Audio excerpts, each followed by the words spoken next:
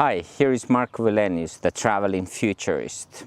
Now we're talking about why Finland joined the NATO. After 40 wars between Russia and Sweden, Finland, we say no more.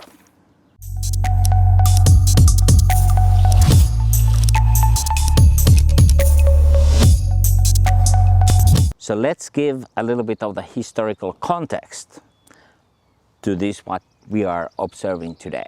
Finland and Russia has a very long history together. And back in the day, 1049, Vladimir of Novgorod decided to invade Finland. And that was the first time. And in the following centuries, this came a back and forth. So Finland, which was at those days under the Swedish spell, was either the battleground or we were invading Russia together with the Swedish troops, or the Russians came back invading Finnish territory.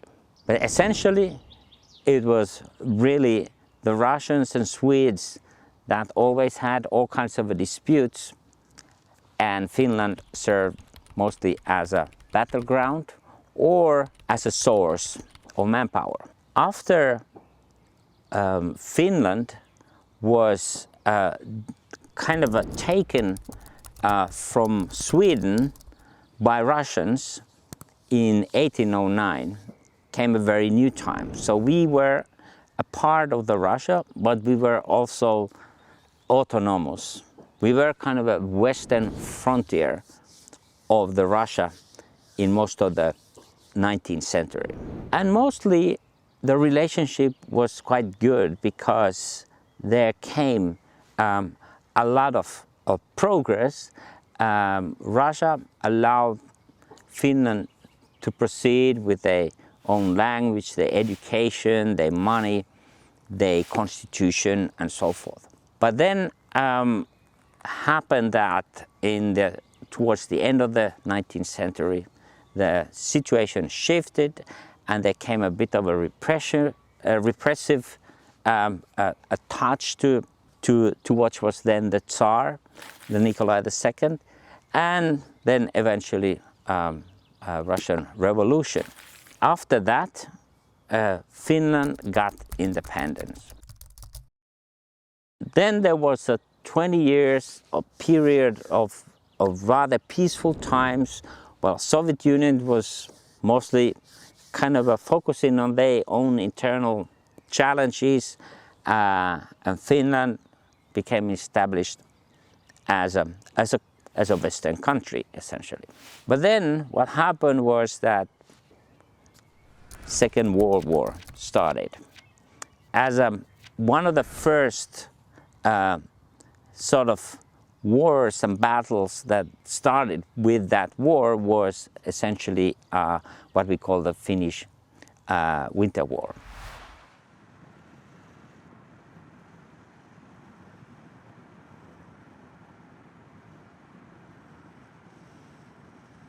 So this Winter War was between Finland and Russia. Russia started that by invading Finland, and in pretty much the same way as Ukrainians now, who on the one hand were prepared, but on the other hand they never thought that it is possible that Russian came over. So happened with Finland. So Finland in those days thought that there is actually no reason why Russia should invade Finland, but then this was in November 1939. Russia just started the war. It turned out that Stalin had a very definite plan for Finland. First of all, Stalin wanted to kind of expel all the Finnish people, to move them somewhere very far from Finland, probably somewhere in Siberia, and take over the territory that would give and very nice defense, particularly for the Leningrad, which is today called again St. Petersburg. So when the Winter War actually started, yes, Russia was able to invade to Finland to some extent and take some of our territories. But then after about 100 days, the war was finished. We were able to build a peace. And then with that, we were for a good while a country which was not in war, even if most of the Europe of those days were at war. But then happened something very dramatic. Germany started its invasion to Russia.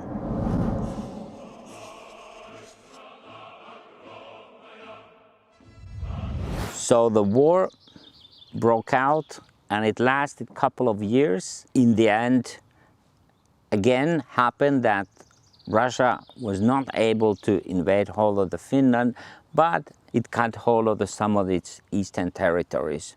And then the peace agreement was done, and in that peace agreement, 1/8 of Finnish former territory was actually given to Russia. And with that, then started a very new type of the period where we built this kind of a peaceful, friendly agreement with Soviet Union, and bilateral trade was intensive in those days, so a lot of trade, and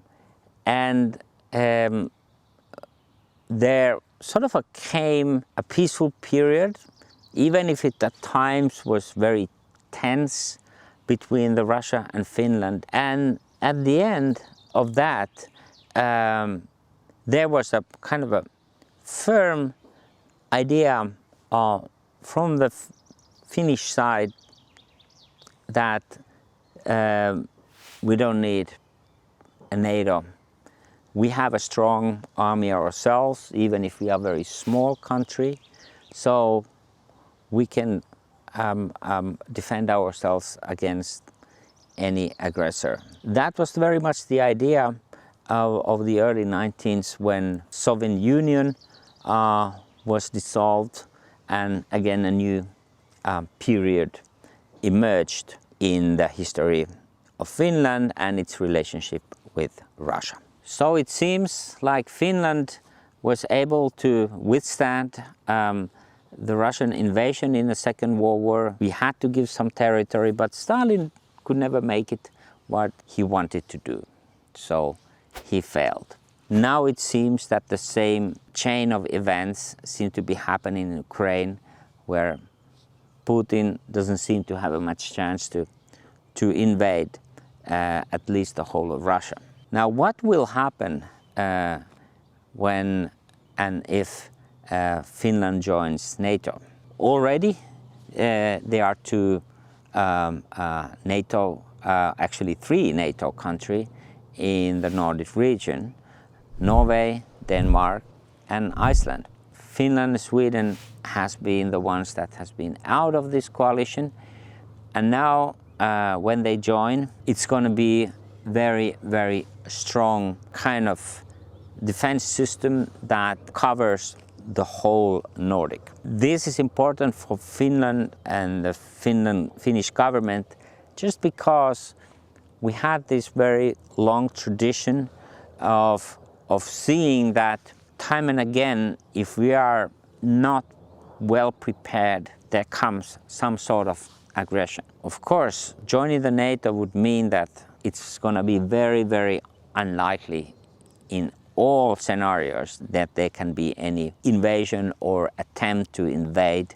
from Russian side or from any other party for that sake. So the implications, the future implications for this membership would then be that that there is a strong collaboration between those NATO countries that are situated in the Nordic region, but of course also extending to other NATO countries. It is a bit sad and unfortunate that we are in a situation where we need to be taking this step, because Finland also has a long tradition of being a neutral country, try to sort of to balance between the West and the East.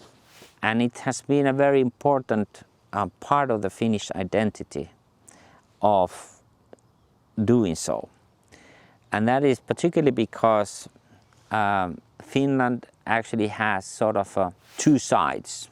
It has the western side, which is our western part of the Finland, where there is a lot of influence that comes from Sweden and other Nordic countries. So it's even to the extent that still quite a lot of people there talk rather Swedish than Finnish. The eastern side of the Finland, however, is historically closely connected to Russia, to more Eastern culture, and it's been that way for hundreds and hundreds of years. For the future, I believe it's important that when we join the NATO, we can also bring this aspect of northern security.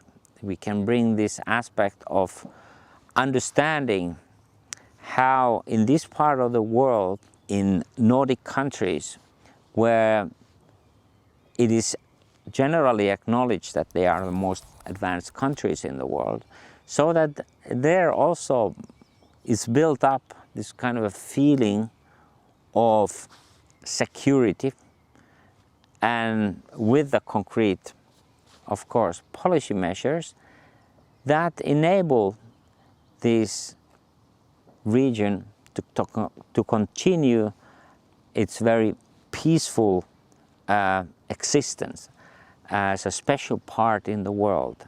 And I think, since we cannot avoid to discuss when it comes to the NATO, that with the NATO comes also nuclear weapons. It is now the first time for Finland, when they join the NATO, that we have also that support, even if using those could only have negative consequence, of course, for all the parties. So, summarizing, there has been a 30 years deliberation of Finland whether to join NATO or not. Now, with recent events in Ukraine, it became an irresistible deed to join NATO, because only then we can think that we can make sure that that this 1,300-kilometer long borderline between Finland and Russia will stay calm as it has stayed for so many decades. And let's hope that with this type of move that Finland is now currently undertaking, that the end result of that is that we really get the feeling of the peace here in Finland and in the whole of the Nordic region. So, subscribe my channel, share this video with your friends, and look for the related videos that I have there, and put your own remark or question about whether it makes sense for Finland to join the NATO.